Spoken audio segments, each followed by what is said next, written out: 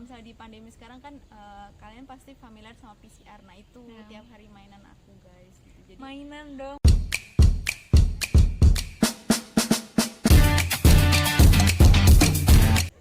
Halo semuanya, selamat datang di YouTube channel gue. Kali ini gue mau ngulik nih pengalaman hidup temen gue. Jadi kita dulu sama-sama kuliah di ITB. Kita satu jurusan apa mau? rekayasa pertanian. Nah, rekayasa pertanian. Dulu gue juga segeng sama Molly. Segeng dong. Iya, segeng belajar, segeng apapun ya.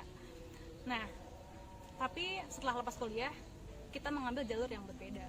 Kalau gue sendiri gue pilih kerja, sedangkan Molly Aku lanjut S2 lagi karena pengen jadi dosen guys. amin. Nah, Mol, sebagai seorang akademisi, apa sih yang kamu pertimbangkan dulu? Kenapa dari S1 gak milih kerja dulu tapi langsung lanjut ke S2? Oke, ada beberapa alasan sih teman-teman sebenarnya. Sebenarnya alasan yang paling motivasi aku itu adalah jadi tuh masih semangatnya tuh masih kerasa gitu. Abis lulus tuh semangat belajarnya tuh masih kerasa. Karena kalau misalkan aku dengar dari ceritanya orang tua kita kan pernah ngasih tahu ya guys. Jadi kalau misalnya kita udah kerja, kita udah dapat upah, itu tuh kita tuh udah kayak merasakan hidup enak. Terus jadi kayak mager mau belajar lagi kayak gitu. Nah jadi mumpung semangatnya masih ada nih, dan juga alasan keduanya mumpung usianya tuh masih muda gitu loh. Kalau misalkan nanti sih pengen jadi dosen yang nggak terlalu tua gitu, dosen muda lah. Kayak gitu. Nah, kalau gue sendiri sorry ya sambil ketawa. Nah, dari sudut pandang gue, sebenarnya gue juga dulu pengen banget kan gitu masuk lanjut kuliah S2, cuma kayak kondisi gue mengharuskan gue untuk bekerja terlebih dahulu, dan emang gue juga kayak nggak dapet restu sih dari orang tua buat lanjut S2 langsung. Terus gue kerja dan nggak langsung sih, ternyata wah, effortnya buat mendapatkan sebuah pekerjaan itu sangat besar, perjuangan banget, dan sesuatu yang nggak pernah gue expect juga waktu gue kuliah.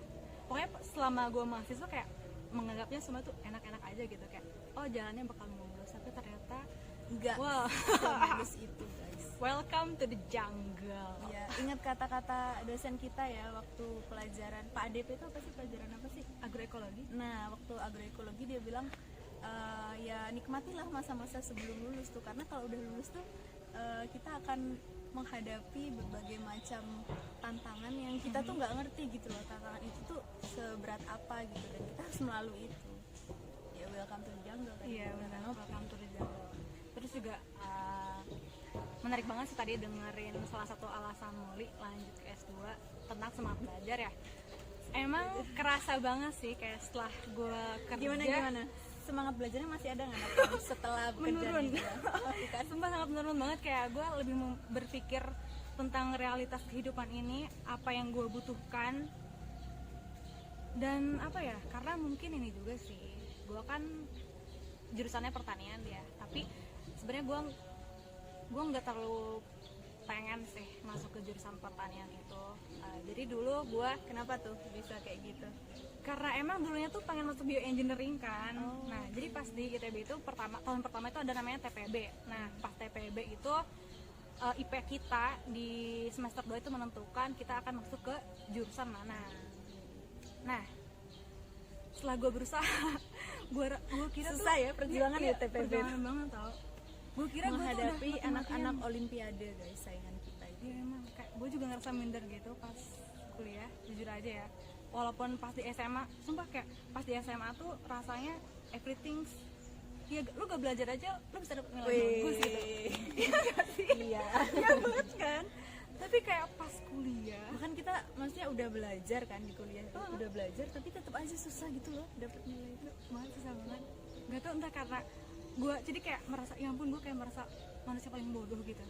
Tapi ya udah sih, toh semua itu udah berlalu dan bikin gue belajar juga, emang semua itu harus diperjuangkan. Nah terus pas dapat nilai IP semester 2 ternyata IP gue tuh nggak cukup gitu kan masuk ke jurusan yang gue pengen. akhirnya gue terlempar ke jurusan rekayasa pertanian. Tapi kalau mau lu gimana? Emang Kalau pengennya aku atau gimana? pengennya, karena kan dulu tuh ada ini peminatan kehutanan pertanian. Oh, Nah, iya. itu aku udah daftar itu sih. Oh udah daftar perminatan Udah daftar ya? peminatan. Oh. Jadi otomatis bisa masuk pertanian. Gitu. Kalau kamu nggak masuk pertanian nggak ketemu aku. Iya benar. Ya udah nggak apa-apa. Dulunya sampai sekarang ya. BTW TPB itu berapa tahun yang lalu? Mau? PB itu 2014 guys. Berarti udah 7 tahun 7 tahun yang ya. lalu. Wah, gila sih. And our relationships masih Udah maintain 7 sampai tahun sekarang. kita udah kenal dari 7 tahun yang lalu Iya, ya. Dari benar. TPB kita pernah sekelas. Jadi ya Dan akrab-akrab banget yang itu pas tingkat 2 sih. Tingkat Iya, 2 udah masuk jurusan. ya. Dan terlebih kita satu asrama, satu kamar bahkan. satu asrama, satu kamar, Jadilah satu anak bidik misi iya benar. yang kemana-mana tuh kegiatannya bareng-bareng. Iya. Jadi udah kayak keluarga lah guys. Iya banget. Oke ya gitu. Terus Ada perbedaan yang mencolok banget sih setelah lulus tuh dari aku pribadi ya. Jadi tuh setelah pisah sama teman-teman yang dulu tuh kan asrama ya, kehidupannya tuh selalu bareng-bareng gitu. Kita melek aja tuh samping kita udah ada orang gitu kan. Kalau sekarang tuh di S2 ini kan kos sendiri gitu kan. Jadi kayak berasa hidup tuh kayak dulu mungkin aku merasakan enjoy gitu hidup bersosialisasi. Mungkin dulu aku extrovertnya itu udah hampir 100%. Aku 96 tahun aku dulu. 96. Pas waktu tes sama Pak Agung Oh iya. itu extrovert aku udah kayak hampir 100 gitu. iya. Tapi sekarang kayaknya aku tuh bahkan kayak mau ketemu orang tuh mikir-mikir gitu loh, karena udah terbiasa kali ya. Nggak tahu ya, kayak ngekos juga sendiri. Terus sekarang tuh pertaniannya bukan pertanian yang ke lapangan, jadi lebih ke lab. Jadi yang dilihat orang-orang itu aja. Jadi kayak kehidupan aku berubah sih setelah lulus S1 ke S2 ini, kayak kehidupan sosialisasi kehidupan sosial aku berubah sangat drastis. Sama banget sih, gue juga di lingkungan kerja kayak apa ya, pokoknya pas gue kerja tuh hidup gue tuh siklusnya udah ketebak banget gitu loh. Kayak Senin, kan gue kerja di Jakarta ya, terus kayak Senin sampai selesai dari jam 8 sampai jam setengah 6 gue kerja di kantor, terus abis itu gue pulang kosan udah. Dan setiap hari seperti itu. Sabtu minggu libur gue pulang ketemu keluarga gue, dan jadi kayak gak ada waktu buat temen-temen kayak bersosialisasi gimana ya sama teman-teman yang lain. Soalnya kayak gue merasa waktu gue tuh cuma kepake buat itu aja gitu, kerja dan keluarga. Kalau misalkan gue main Sabtu minggu, gue buat siapa? Buat orang lain, bukan buat keluarga gue. Sedangkan kan dulu juga ini ya, gue kan ngerantau juga kan dari Bogor ke Bandung. Waktu gue sedikit banget sama keluarga. Terus ya udah, jadilah gue memilih untuk waktu banyak sama keluarga. Tapi aku penasaran juga sih sama kehidupan sosialnya. Dulu kan kita tuh kayak ikatannya kuat banget ya sama teman. Kamu gimana sih sekarang dulu waktu udah bekerja terus ketemu sama orang baru? Terus apakah ikatannya itu sekuat yang kita dulu loh, segeng wanita keraton kan, kita bertujuh itu udah kayak keluarga. Apakah sekuat itu gitu sekarang? Nanti juga mau sharing. Sebenarnya kalau di dunia kerja sendiri lebih ke hubungan profesional aja sih, kayak anggapnya rekan kerja. Soalnya kan kita juga cuma bersosialisasi di lingkungan kerja cuma sebatas itu aja. Jadi kayak kalau gue pribadi, gue tipe orang yang tidak mudah untuk menerima seseorang menjadi teman dekat gitu. Nah, sekarang juga mikirnya kayak gitu, kenapa Iya, ya kita? jadi kayak lebih kayak memilih-milih gitu. Iya, kita mendingan punya circle yang benar-benar bisa kita percaya gitu. Maksudnya kan kalau dulu di S1 tuh kayak mikirnya mencari circle sebanyak mungkin, seluas mungkin gitu kan. Tapi kalau entah kenapa setelah di dunia kerja yang udah tahu tantangan di dunia luar tuh kayak gimana, kita benar-benar harus bisa memilih teman-teman yang bisa support dan tahu kita. Iya, Itu sih. emang. Dan apalagi nih ya, kalau di dunia kerja tuh, apalagi di kantor, sebenarnya setiap orang tuh bersaing loh. Iya. Iya nggak sih? Ya. Kayak setiap orang tuh bersaing, makanya kalau gue sih jangan biarkan seseorang rekan kerja lu tuh kayak tahu diri lo sepenuhnya kayak gimana, karena mungkin aja dia tuh bisa menjatuhkan. Nah itu bukannya mikir negatif, cuma kadang berpikir seperti itu tuh perlu gitu loh. Makanya kayak gue lebih selektif aja sih gitu memilih teman. Itu ya berarti hikmahnya kita udah masuk dunia kerja udah lulus tuh kita jadi lebih tahu gitu loh kayak kehidupan luar tuh, apalagi kehidupan sosial tuh seperti apa dan sekejam apa sebetulnya.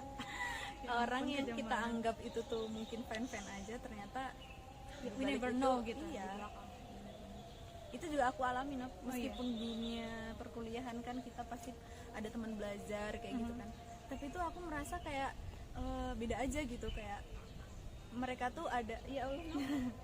Oke guys, ada telepon dulu sebentar. Ya mohon maaf. Oke.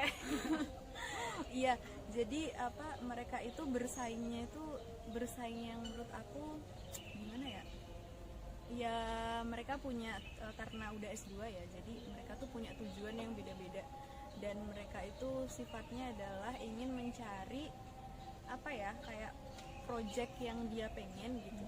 Jadinya terkesan kayak kita bukan, malah harusnya kan kita tuh bekerja sama ya, satu orang sama orang lain tuh menyatukan gagasan dan lain-lain, tapi aku merasa kayak aku belum menemukan hal itu gitu, kayak mereka tuh masih berpikir ini tuh persaingan dan siapa yang paling berkompeten gitu dia bakal dapat kesempatan dan dapat project itu, kayak gitu aku merasain kayak gitu sih. Keren banget juga ya emang betul project gitu.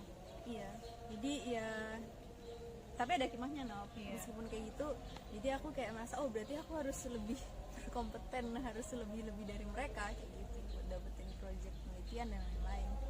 Itu sih mungkin. Gila ya, berarti jarang ya kayak kita bisa menemukan circle yang bisa sedekat kayak di S1 dulu ya. Iya. Dan emang ini sih gue juga ada ingat hadis yang bilang katanya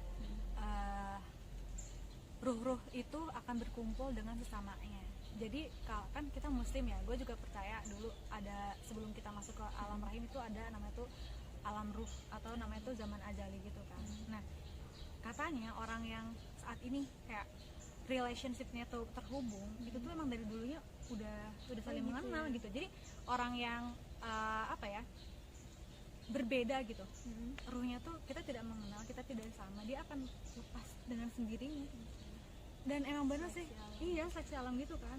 Kayak dari waktu gue sekolah juga gue selalu memperhatikan fenomena di kelas itu selalu ada yang namanya kubu-kubu, dan itu terus berlanjut sampai gue SMA, SMP, kuliah, bahkan sampai sekarang juga sih. Berkubu-kubu itu ada di mana-mana ini semua. Ya meskipun kita ya katanya kita harus berteman ke semuanya ya, tapi itu kayak udah secara alami gitu loh kayak gitu. Karena kan kita udah punya filter yang beda-beda gitu tiap orang, kayak secara otomatis gitu loh, kayak oh ini nggak bisa nih berteman sama gue, bukannya nggak bisa sih, tapi kayak kita kurang nyaman kalau berteman sama dia, itu nggak bisa kita paksain sih. Iya, emang bener nggak akan bisa dipaksakan gitu. Makanya ya dengan circle gue yang ada hari ini ya nggak banyak sih, tapi gue bersyukur banget kayak Allah tidak memberikan gue hidup sendirian di muka bumi ini. Iya. Kok sendirian banget ya, ampun sedih banget. Soalnya gue pernah denger cerita, jadi ini ibu di kantor gue gitu kan, cerita tentang seorang yang dia temui. Jadi dia tuh waktu di bis ketemu orang, dia perempuan, dia tuh pakai tongkat gitu kan. Katanya dia mengalami kecelakaan, kakinya terlindas truk gitu, sampai remuk guys. Dan dia sendirian merantau di Jakarta, terus dia juga orang tuanya udah meninggal, dia anak tunggal. Gimana rasanya? Gak punya teman lagi. Gak punya teman, pun saudara juga rasanya berbeda nggak sih? Iya. Ya makanya bersyukur aja sekarang circle gua back to circle kuliah. Walaupun sedang dikit ya. Iya, circle-nya. Soalnya mungkin itu circle persahabatan ya, dan circle selanjutnya paling kayak yang rekan-rekan kerja, perbanyak relasi rekan kerja, that's good. Ya kan kita juga misalkan kita masuk ke lingkungan baru tuh pasti punya circle, tapi pasti di pertemuan kan ada perpisahan kan, kayak gitu. Jadi tapi juga gini loh, ada beberapa lingkungan yang memang kita itu merasa lingkungan itu tuh menjadi lingkungan yang ternyaman kita gitu, kayak gitu. Jadi meskipun kita udah keluar dari lingkungan itu, kita bakal balik sama orang-orang itu gitu. Ada kayak gitu, tapi ada juga yang kayak oh ya udah gitu kan. Kemarin aku pernah juga sih kayak setelah lulus itu kan aku pernah masuk ke lingkungan sebelum S2 ini. Aku kayak masuk ke suatu lingkungan gitu, dan ya karena mungkin engagementnya kurang kuat gitu, jadi ya nggak, udah lupa aja gitu. Kayak Udah gitu. jadi nggak lanjut gitu, Jarang relationship. kontakan tuh nggak kayak kita gitu.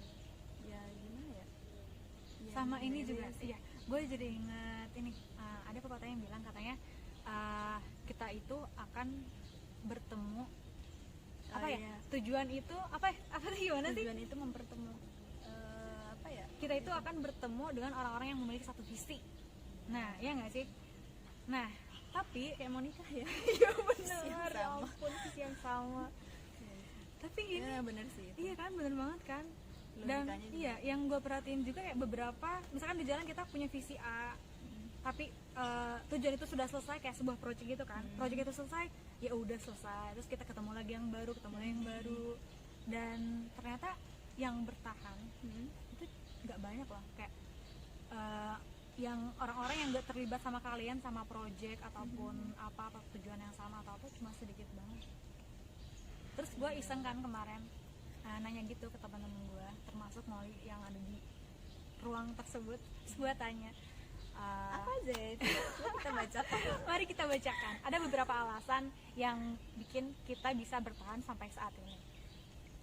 Let me see, what's up? Jadi gue iseng aja gitu kan, kayak suatu malam gue lagi random karena buku yang gue baca. Terus why not gue nggak tanya ke mereka gitu. Walaupun pertanyaan gue rada random, tapi ya happy aja sih, mereka masih pada mau nanggepin kerandoman gue. Mana ya, Nom? Nama Tujuan-tujuan beberapa orang yang ada di circle kita. iya, Ternyata ada 6 tujuan kenapa sih kita sampai saat ini masih keep our relationship gitu, masih Iya. in touch ya. Coba Mal, yang pertama apa Mal? yang pertama ini agak menggelitik ya. Ini pendapatnya sahabat kita yang bernama Icoy. Coy. Dia bilang katanya tujuannya mencari tambatan hati. Oh my god, iya sih guys, karena ya gue akui ini adalah sebuah kejujuran, tapi nggak apa ya dibagiin grup karena kita cewek-cewek semua. Jadi everything kita ceritain, mau tentang masalah asmara atau apapun ya kita ceritain. Dan untuk sahabat gue Icoy, sahabat kita Icoy, semoga segera mendapatkan Amin. tambatan hati. Oh iya, dia yang BTW terbaik. juga dia lanjut juga salah satu dari kita tuh bertujuh yang lanjut S2 itu, aku sama Ica Iya, ya. Kita berdua. sama-sama pengen jadi dosen juga, guys. Dan dia juga di Doain. IPB. Cuma Iya. karena sekarang lagi pandemi, Pandemi dia balik. ke Riau. Tapi Molly tuh kan Molly tuh Oh. oh iya, asalnya dari Blitar. Boleh ceritain kenapa saat orang lain ada di rumahnya kamu bisa terjebak Nop, di ini Bogor? kita bacain ini dulu gak sih? Oh iya, oke silahkan, sorry terdistraksi. Oke lanjut. Oke guys, nanti aku bakal cerita ya itu. Jadi tadi tujuan pertama mencari tambatan hati ya. Terus tujuan kedua itu menjemput ridho ilahi menuju surganya. Masya Amin. Allah, Itu emang amin. tujuan kita Udah kayak tujuan orang di yang mau hidup nikah nggak ini sih? memang kan. Emang Terus tujuan tiga adalah menemukan orang yang satu frekuensi. Ini pendapatnya siapa nih? tutik gak sih? Tuti. Iya. Ya memang iya sih. Ya tadi apa yang dibilang Nopi, bahwa orang yang sefrekuensi itu bakal bersama. Iya benar. Terus ini menemukan sahabat terbaik, Ci. So sweet ya. Terus memantapkan diri dan memantapkan niat. Apa tuh niat yang mantap itu apa ya? Nggak tahu ini kayaknya udah ke arah-arah ini deh. Aura-aura ini pendapatnya Dina kayaknya. Oh iya, karena dia mau nikah guys, doain ya pernikahannya lancar. Beda ya ternyata tujuan orang yang mau nikah sama yang belum. Oh my god. Oke lanjut. Yang keenam itu menjadi dewasa secara perlahan karena proses. Mantep ya, Oke mantap banget. berproses. Jadi dewasa itu apa? Dewasa Oke, itu, OOT. ya. Nanti mungkin ada di pembahasan di season Oh iya, selanjutnya. next season ya. Next season ya. Sama teman-teman gue yang udah pada sold out. Ya balik lagi ke yang distraksi gue tadi. Oke. Di saat orang mahasiswa lain kan pada kuliah di rumah ya, Ya. online gitu kan. Tapi kok Molly dari Blitar bisa ada Ya, di guys. Bogor sekarang? Udah berapa lama mau di Bogor? Aku kan pandemi itu mulai Maret ya guys, waktu itu. Terus aku balik lagi itu bulan Agustus sampai sekarang sih. Cuma kemarin itu sempat pulang karena Lebaran tuh kan. jadi aku tetap di sini guys, karena aku tuh penelitiannya nggak bisa aku bawa pulang gitu. Jadi di sini tuh aku aku harus di lab penelitiannya tuh. Kan aku tuh ngambil jurusan bioteknologi tanah dan lingkungan gitu. Aku basicnya itu adalah bioteknologi gitu. Jadi ya kerjaannya di lab, terus kerjaannya ya isolasi DNA gitu-gitu sih. Bekerja dengan PCR sesuatu gitu yang kan, mikro. yang kalau misalnya di pandemi sekarang kan kalian pasti familiar sama PCR. Nah itu tiap hari mainan aku guys gitu. Jadi Mainan dong, nggak mainan. bisa aku nggak bisa tuh aku bawa pulang, mohon maaf, itu harganya aja mahal gitu kan. Kalau yang kemarin satunya lagi teman kita Icoy, si Renica itu juga sama kayak aku masuk di tahun yang sama, tapi dia ngambil agronomi. Dia penelitiannya dia nyewa sawah di dekat rumahnya. Oh, sewa dia? Iya, kayak semacam nyewa petani gitu, lahan petani, terus dia nanam padi sendiri, terus nanti hasilnya dia uji di IPB gitu. Oh my god, dari dia dikirim dong ke IPB. Ya, jadi memang sekali guys. Itu teman-teman, jadi yang mungkin yang masih di sini tuh emang dikit gitu, tapi masih ada gitu sih. Terus dulu kan kamu masuk kuliah itu sebelum pandemi ya? Masuk kuliah iya, 2019. So what's the difference? Beda banget. Tapi alhamdulillah jadi dulu tuh kan kita kuliah tuh masih tatap muka ya. Setidaknya at least aku tuh bisa merasakan kuliah tatap muka gitu kan. Model-model kuliah pasca sarjana di IPB itu kayak gimana gitu, dan itu ternyata beda banget gitu. Kenapa beda? Dilihat dari jumlah mahasiswanya aja udah beda. Kalau dulu S1 kan kita sekelas tuh udah berapa? 60-an orang ya? Kita 60 orang yang ngajar satu. Bisa dibayangkan yang paling belakang kagak mungkin fokus gitu kan. Iya banget. Bisa tidur dan lain-lain. Kalau kita seangkatan tuh 10 tuh udah syukur, 15 sedikit ya kalau anak S2. Sedikit banget gitu. Jadi kita tuh ada kayak satu ruangan diskusi yang kita pokoknya kuliahnya di situ terus. Kuliahnya di situ terus.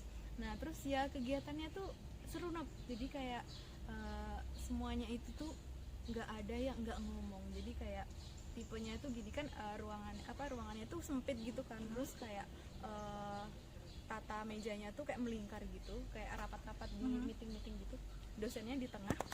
Maaf guys. Sorry.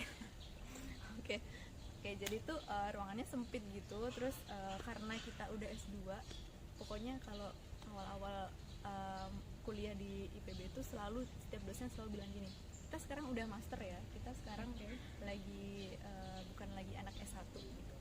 Jadi tolong kebiasaan untuk hanya mendengarkan searahnya itu tolong dihilangkan ya, karena kita nanti bakal jadi akademisi yang mungkin nanti mungkin ada yang jadi dosen, ada yang jadi apa. Jadi kita harus membiasakan diri aktif. Ya meskipun pendapatnya itu nggak yang bener-bener bagus-bagus banget, ya nggak apa-apa gitu kan, at least ngomong lah. Bener. Jadi ya gitu, setiap dosennya itu ngajak diskusi, ya udah kayak gitu, semuanya tuh ngasih pendapat gitu, dan seru banget itu. Aku merasakan kayak bener kuliah yang sebenarnya itu baru S2 lagi. Jadi kayak ngerasa gak ada senioritas ya, antara kayak dosen adalah seorang yang harus kita hormati. Itu jadi lebih ke teman gitu lah kalau teman sharing yang dia itu tuh mungkin kita anggapnya adalah teman yang belajarnya lebih dulu dari kita dan punya kemampuan lebih ini dari kita lah gitu. Jadi kalau dulu kan kita beneran kayak menganggap dosen dia satu tuh ya orang yang kita segani gitu, yang kita cuma ngedengerin apa yang beliau bilang gitu. Iya, dan percaya aja. Jangan percaya aja. Gue percaya banget sama dosen gue. Bener, jadi di dosen, kebanyakan dosen di aku ya, jadi kayak kayak pertanyaannya tuh yang pertanyaan itu yang out of the box gitu, yang beneran kita tuh disuruh mikir jawabannya itu bisa iya dan bisa tidak gitu. Jadi kayak kita nggak boleh percaya 100% gitu loh. Critical thinkingnya juga dilatih banget ya mulai. Bener-bener gitu. Nah gitu guys. Tahu nggak kebiasaanku sekarang apa? Kebiasaan waktu kuliah tatap muka apa tuh? Kebiasaan yang nggak pernah aku lakukan di S1. What's that? Record. Jadi setiap kata-kata yang dikeluarkan oleh dosen itu sangat berharga. Oh my god. Jadi kayak banget ya. Jadi terus pendapatnya teman-teman juga itu berharga banget gitu. Jadi mungkin kelas semester ini dengan topik yang sama, terus dibandingkan dengan kelas yang sama di tahun depan itu mungkin akan berbeda gitu pembahasannya. Gitu. Jadi kayak nggak kayak di S1 gitu aku nganggap. Jadi sangat berharga di record terus sampai rumah didengerin lagi. Oke. Biar masuk dan melekat. Bener banget, mantep sih memang ya, menikmati namanya belajar. Seru Kalau ya? aku rasa kalau di S2 ini Seru ya.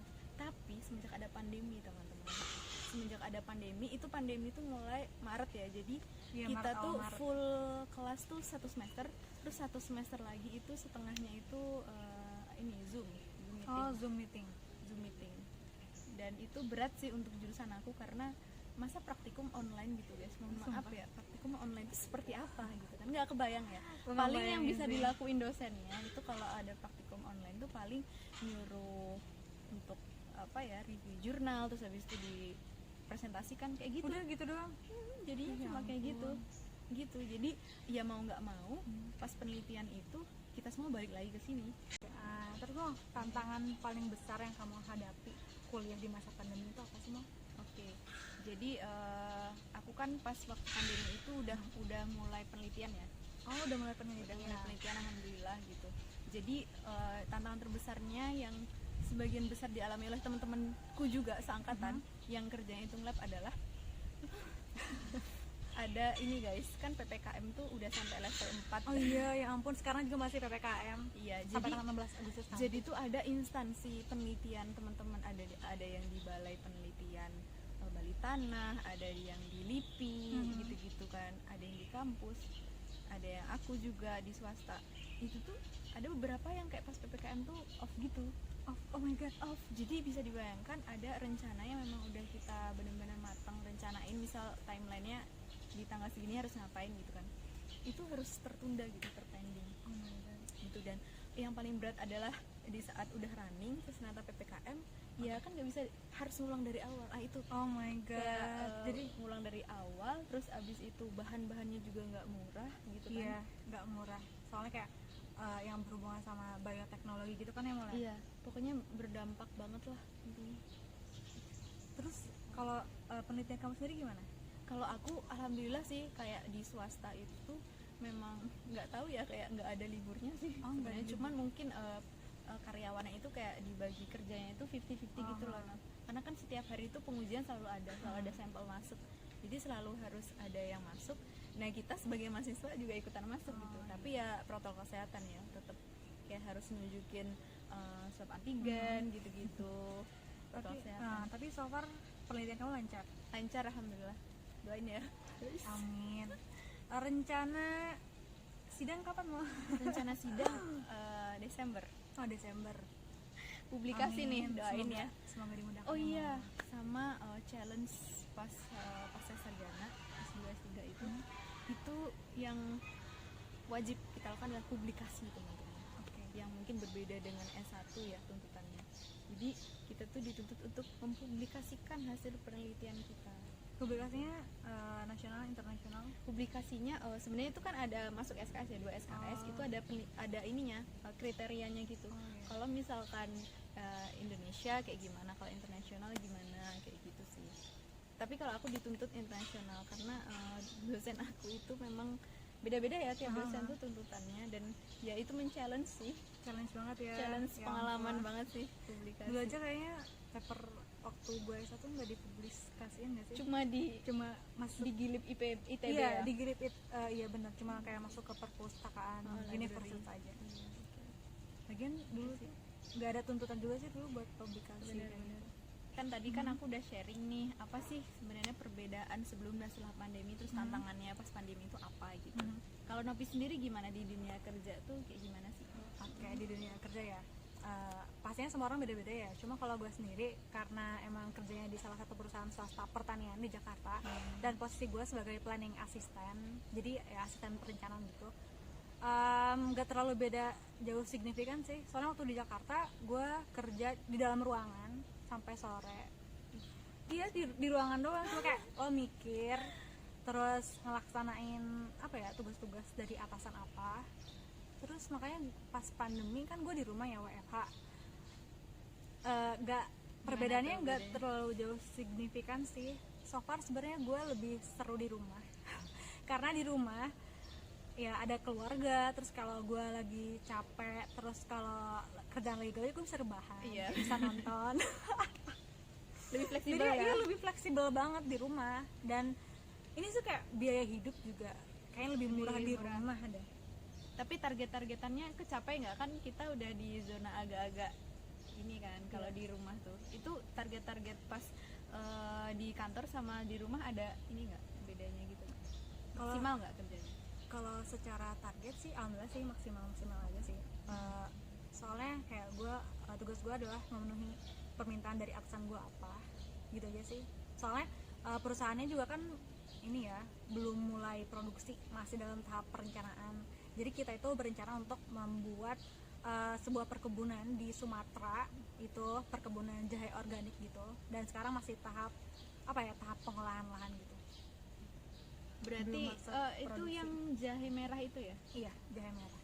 Mantap. Di daerah mana Nop itu? Di daerah Lubuk Linggau, Sumatera Selatan. Oh iya, Sumatera Selatan itu terkenal juga nanas kan? Iya. Apa sih sebenarnya yang mendasari kenapa di perusahaan kamu pengen nanam si jahe merah itu Nop?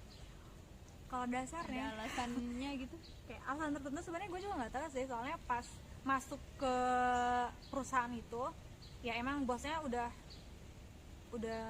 ngedesain pengennya jahe organik, jadi Mungkin pasarannya lebih tinggi gitu atau dia udah punya Iya pasar sih. di luar negeri gitu kali ya? nah emang targetnya juga buat pasar luar negeri sih. Iya. Cuma sejauh ini kita belum ngobrolin pasarnya gimana, soalnya masih fokus ke tahap produknya. Dan ini juga sih kayak yang gue rasain nih, sebenarnya gue kerja di kantor ini tuh kayak gue mengerjakan tugas akhir dulu, sumpah sama banget. TA2. Iya, TA2. Jadi dulu tuh waktu kita TA2 kita tuh membuat rancangan sebuah sistem pertanian, integrated farming system. Dan pas gue masuk ke kantor itu, TA banget ya. Tapi kayaknya kayak Lebih TA advance ini. Iya, emang kayak TA gak berujung. Dan ini jadi kayak menariknya sih, kayak dulu kan cuma ide doang, nggak tahu realisasinya seperti apa.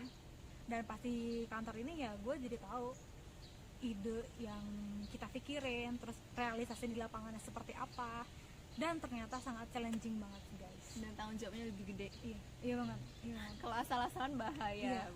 Bahaya banget, soalnya kayak modal yang lo keluarin juga nggak main-main gitu. By the way, gue juga sebenarnya mau bahas nih salah satu isu yang dialami oleh kebanyakan orang yang berusia 25 tahun. Ya sekitar abad. Iya, benar seperempat abad. Apalagi kalau bukan quarter life crisis. Nah, Mal, kamu tuh ngalamin gak sih quarter life crisis? Quarter life crisis ya. Sebenarnya secara tidak langsung pasti kita mengalami ya. Kayak quarter life crisis itu identik dengan kegalauan, kegundahan, pencarian jati diri yang tak berujung. Iya. Terus terkenal dengan istilah insecurities yang sangat tinggi gitu kan. Itu ya aku alami gitu kan. Tapi aku sebenarnya nggak sadar ya sebenarnya itu. Tapi yang paling aku rasain itu adalah di quarter life crisis tuh aku tuh merasa kayak apa yang aku jalanin sekarang itu tuh sebenarnya berguna apa enggak sih gitu. Apakah aku nanti tuh bakal bisa mempertanggungjawabkan apa yang aku kerjain sekarang sih nanti gitu kan.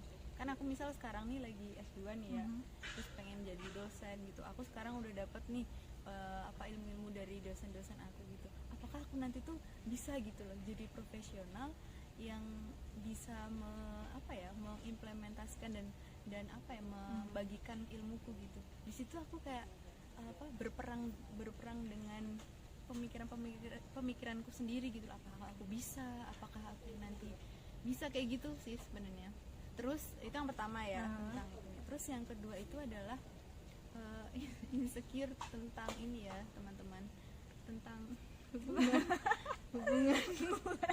hubungan romantisme. Oke. Cintaan Let's say gitu. jodoh guys. Iya, jadi di umur 25 ini tuh ya, that's why aku tuh udah nggak install Instagram lagi gitu guys. Jadi penyesalan terdalam adalah ketika buka Instagram dan lihat story-story itu ya, kalau nggak nikahan ya Iya benar. ya, Ya, ini apa lahiran iya anak. pada punya baby kan, ya ampun. Jadi di umur 25 ini tekanannya gede ya, kayak kita udah umur 25 gitu. Terus sekarang kita masih sekolah, masih gini-gini aja, kerja juga belum. Nop, jadi tuh aku punya tekanan batinku double-double karena aku melihat orang lain tuh udah kerja, udah dapat duit gitu, udah Iya, dapat iya. penghasilan, udah bisa bagain ortu minimal. Terus belum dapat jodoh gitu kan.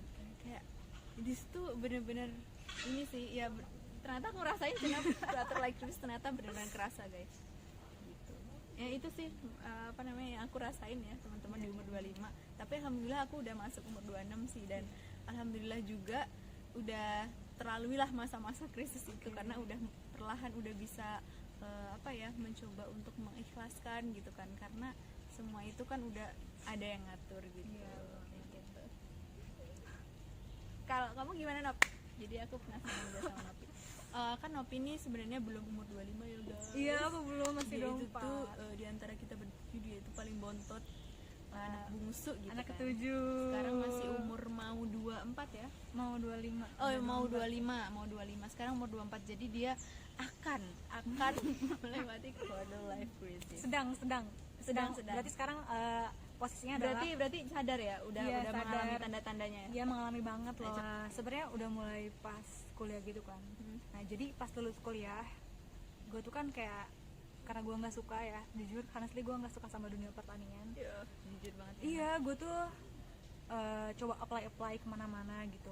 Apply apa tuh? Apply Kuliah kerja. atau- Oh, kerja. Iya, gue coba apply kerja kemana-mana. Gue nggak peduli itu Pertanian atau dia bukan? pertanian apa bukan, pokoknya gue apply semuanya. Dan setelah itu akhirnya gue keterima di salah satu media nasional, sebut saja cnnindonesia.com. Ini Iya, kok gue ada copyrightnya. Iya. Jadi gue di situ posisinya adalah sebagai jurnalis ya.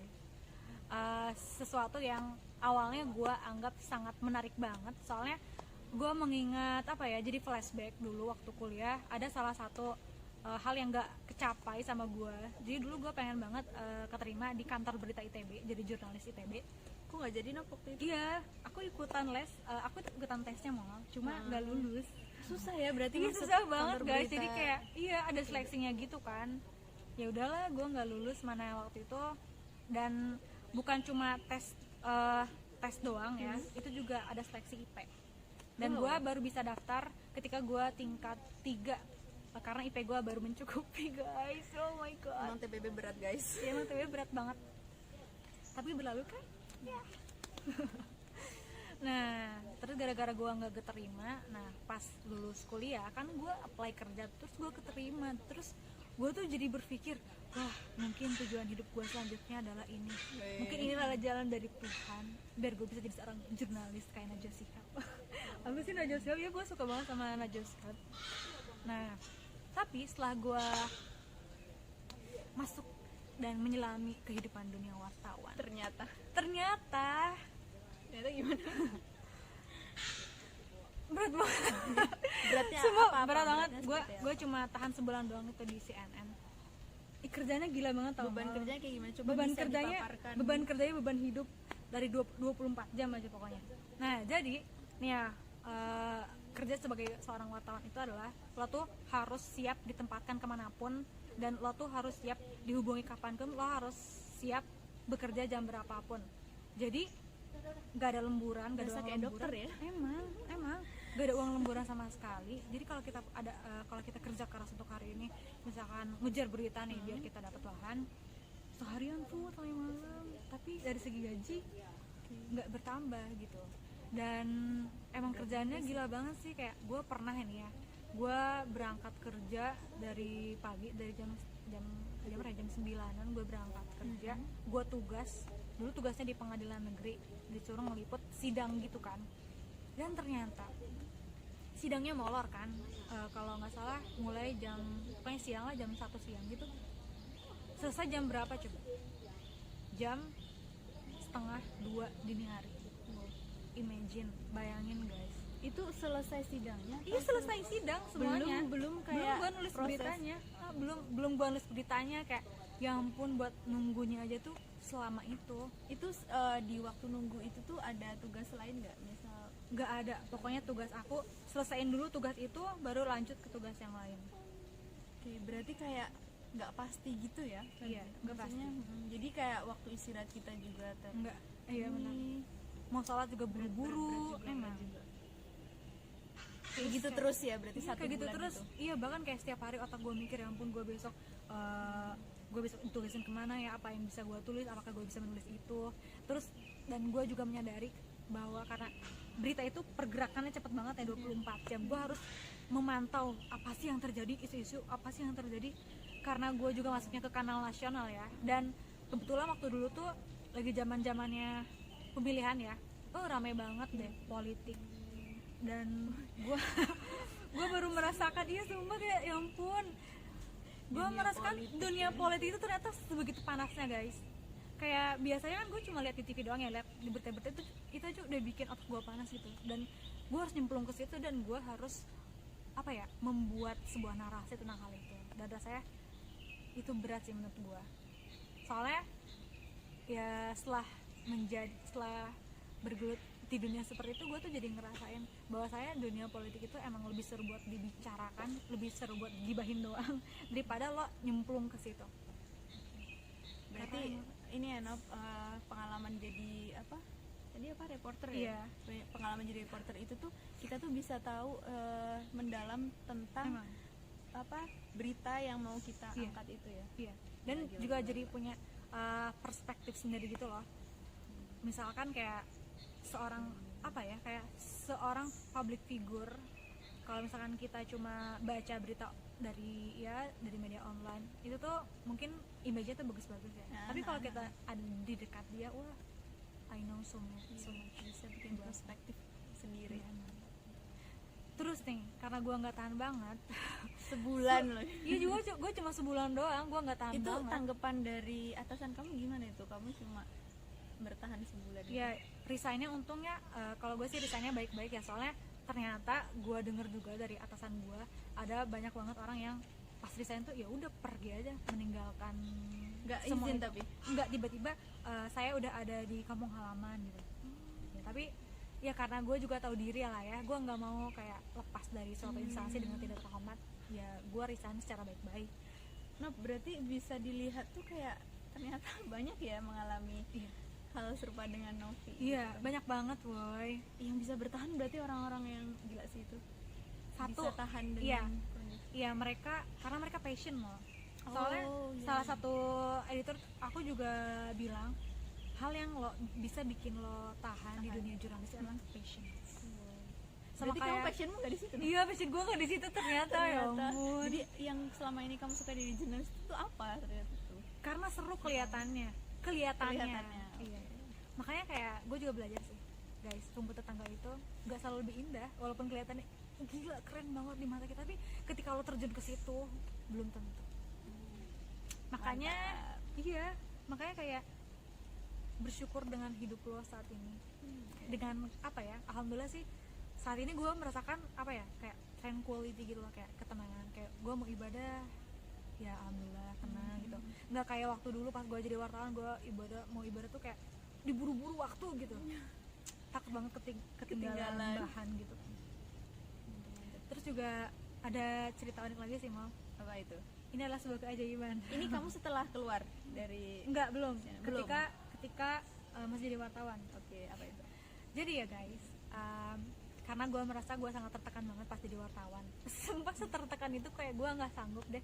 Akhirnya kerjaan gue setiap malam pas gue pulang kerja, gue cuma tahajud, gue sampai nangis gue sama Allah. Kayak gue nggak tahan dengan kehidupan seperti ini. Parah banget ya sampai kayak gitu ya gue.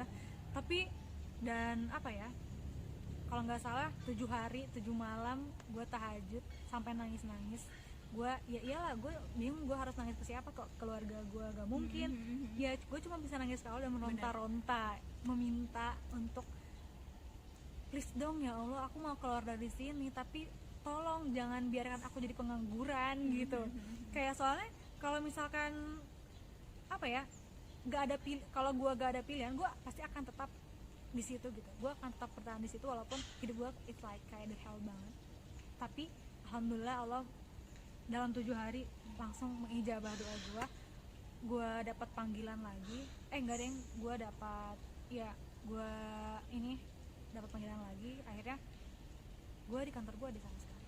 Oh berarti setelah si ini itu langsung yang sekarang ini ya.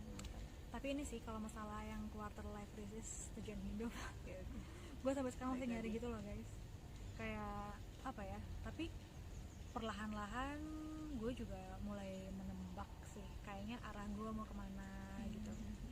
Soalnya apa ya, kayak kan kita tuh ini ya malah hidup kita tuh udah dituliskan sama Allah gitu sih. Dan kadang gue tuh mikirnya gue tuh cuma cameo, seorang pemeran utama dalam cerita hidup gue dalam buku nih. Kalau sebuah novel ada novel tersendiri yang tokoh utamanya gue, yang itu sebenarnya udah ditulisin gitu. Gue tuh sekarang lagi coba apa ya, berusaha di jalur yang Allah sediakan untuk gue. Jadi Allah tuh, gue tuh berpikirnya Allah menyediakan ruang A saat ini untuk gue, dan gue mau mencoba untuk berikhtiar di situ dan memaksimalkan ya potensi gue di situ. Gue nggak mikir ke duniawi banget gitu sih, soalnya kayak gue juga yakin secara rezeki udah diatur sama Allah. Selama kita nyaman, selama kita di situ tuh nggak tertekan dan passion, Iya, udah cukup banget nggak sih? iya benar. Dan ini gue ngerasa ketenangan itu sangat berharga banget loh guys. Bener. Sumpah, ketenangan batin lo sangat berharga Percuma banget. aja kayak kalau misalkan kita dapat honor yang tinggi gitu kan, Iya. misalkan kita pas kita kerja nanti, tapi kalau kita benar nggak menikmati itu percuma aja. Iya, capek banget tau batin. Soalnya uang tuh nggak bisa membeli ketenangan batin guys. Uang memang semuanya emang butuh uang, tapi Iya, semuanya memang butuh uang uang. bukan segalanya. Iya, tapi uang bukan segalanya. Tapi ya materialistik, ya emang uang itu sangat dibutuhkan untuk kehidupan. Secukupnya. Iya, secukupnya. Jam berapa sih sekarang? Oke guys, sepertinya kita udah lumayan lama ya Cukup lama berbincang-bincang, lumayan lama. Lama banget. Nggak kerasa sih. Gak kerasa banget waktu berlalu. Sudah tiba di akhir perbincangan kita. Akhir. For the last, aku mau tahu dong mau. So what's your goal ke depannya, mau apa? Tadi sempat aku spoiler dikit ya teman-teman. Cita-cita aku tuh pengen jadi dosen guys. Kenapa aku lulus S2? Jadi setelah lulus ini aku berencana untuk ya coba untuk mendaftar beberapa lowongan dosen sih. Ya meskipun masih lulusan S2 ya, maksudnya jarang juga gitu yang mau instansi gede yang mau menerima S2 teman-teman. Tapi masih banyak kok PTN atau PTS lain yang masih membutuhkan tenaga pendidik gitu. Jadi aku mau coba untuk apply itu untuk pengalaman aku, dan juga aku mau nikah dulu lah guys. Oh my god. Jangan lupa nikah guys, ini udah 26. Jangan, kata-katanya jangan lupa nikah ya. Di sini ya, jangan lupa. Jangan lupa nikah. Ya jadi udah umur 26. Jadi kalau bisa sih nih pas nikah dulu lah. Ya amin guys. Jadi doain ya Molly. Sebenarnya Molly itu udah bertemu dengan seorang yang mungkin Nggak dia tahu adalah sih. jodohnya, tapi Semoga ya lah. semoga aja kita doain. Nopi juga. Ya amin. For the Semoga life kesannya crisis. semua masih quarter life Oke. crisis ya ampun. Pokoknya nanti ya paling di masa pandemi ini berusaha untuk ya bersyukur aja guys. Pokoknya secukupnya, dikasih rezeki secukupnya udah bersyukur. Terus pokoknya kalau aku sih mau sedikit sharing tentang ini ya Nop, kayak nanti tuh pengennya kedepannya itu bisa semakin banyak berlomba-lomba dalam kebaikan ya nggak sih? Iya, Terus amin. bermanfaat bagi orang banyak kayak gitu Amin. nggak sih? Ya meskipun sederhana ya yang kita lakukan. Kamu juga gitu nggak Nop? Iya, Atau iya coba banget. kamu cerita juga sih, kamu habis ini mau ngapain gitu? Oke, sebenarnya dari statement Molly yang terakhir ya, berlomba-lomba untuk berbuat baik dan juga bermanfaat untuk sesama. Ya itu juga salah satu hal yang gue pengen sih, kayak gue pengen jadi manusia yang bermanfaat buat sesama, buat sekitar gue. Cuma kan kayak jalan orang itu berbeda-beda ya untuk bermanfaat. Ada banyak banget jalan biar kita tuh bisa Banyak banget bermanfaat. teman-teman, banyak banget. Dan doain ya, gue sebenarnya lagi ada project nulis novel gitu. Semoga novelnya bisa kelar tahun ini. Amin ya Allah. Apa Semoga- Nop ininya judul besarnya? Judulnya masih ini sih, judulnya masih spoiler ini. Bebas. Rahasia dulu nanti aja lah kalau udah jadi. Boleh boleh. Soalnya Nanti pasti bakal Iya. di-post di channel ini kok guys. iya, pasti bakal gue post. Jadi sekian dari kita. Oke. Semoga dari perbincangan kita yang panjang kali lebar ini ada yang bisa kalian petik dan Amin, bisa ya bermanfaat Allah. juga buat kalian. Semoga sukses semuanya. Sukses semuanya, tetap semangat. Dah.